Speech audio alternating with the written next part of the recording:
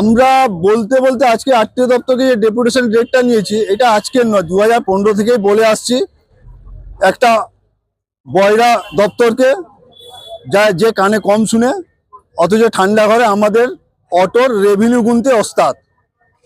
তো আজকেও আমরা এসেছি। আমাদের এজেন্ডা আছে যে 2018-তে পৌরসভা নাম্বারের টোটোর নাম্বার দিয়েছিল, নাম্বার, কোনো পারমিশন দেয়নি, এবং ওই নাম্বারের ভ্যালিড ছিল 6 মাস।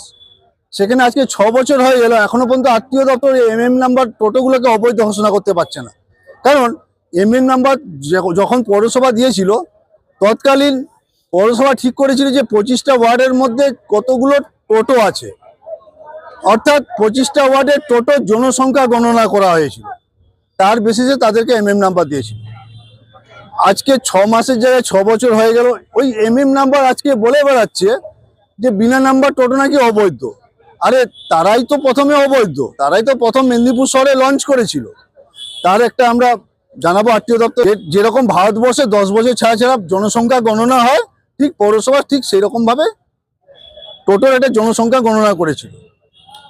তার সঙ্গে আজকে যে পরিমাণ টোটো মেদিনীপুর শহরে বেড়েছে, এটা শুধু আমাদের বক্তব্য নয়, মেদিনীপুর শহরবাসীর বক্তব্য যে এই টোটোর যন্ত্রণা আমরা অতিষ্ঠ। সঠিক